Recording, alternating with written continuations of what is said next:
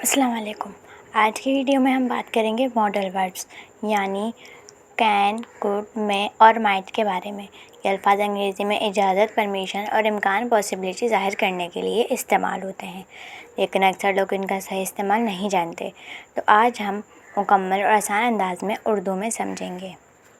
چلیے can say شروع کرتے ہیں۔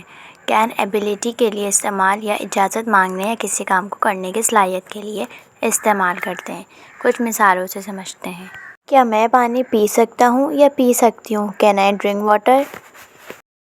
اچھی طرح تیراکی کر سکتا ہے۔ He can swim well. تم یہ کام آسانی سے کر سکتے ہو۔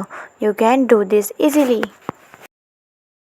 اب کوڈ کا استعمال سیکھتے ہیں۔ کوڈ ماضی کے لیے استعمال ہوتا ہے، نرمی سے اجازت مانگنے کے لیے۔ یہ کین کا ماضی انداز بھی ہو سکتا ہے، یعنی کیٹ کی سیکنڈ فارم کوڈ۔ چلیے کچھ مثالوں سے سمجھتے ہیں۔ بچپن میں دوڑ لگا سکتا تھا۔ I could run in childhood. یہ ماضی ہو گیا تھا، اس لیے کوڈ کا استعمال ہوا۔ کیا آپ تھوڑا سا پانی دے سکتے ہیں؟ Could you give me some water please? اب مے کا استعمال سیکھتے ہیں۔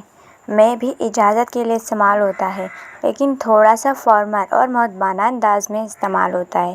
چلیے کچھ مثالوں سے سمجھتے ہیں۔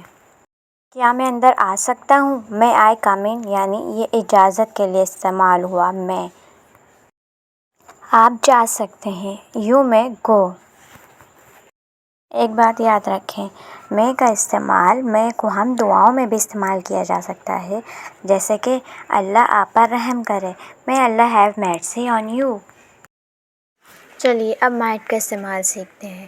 مائٹ بھی مے کی طرح ہے، لیکن یہ زیادہ کمزور امکان، لیس پاسبلٹیز کو ظاہر کرتا ہے۔ چلیے کچھ مثالوں سے سمجھتے ہیں۔ وہ شاید کل آئے۔ He might come tomorrow. بارش ہو سکتی ہے مگر یقین نہیں۔ It might rain but I am not sure. تو دوستو، آج کی ویڈیو میں آپ کو کین، کوڈ، مے، مائٹ کے درست استعمال کی مکمل سمجھ آ گئی ہوگی۔ اگر ویڈیو پسند آئی ہو تو لائک کریں، کمنٹس میں اپنی رائے دیں اور سبسکرائب کرنا مت بھولیں۔ ملتے ہیں اگلی ویڈیو میں۔ اللہ حافظ۔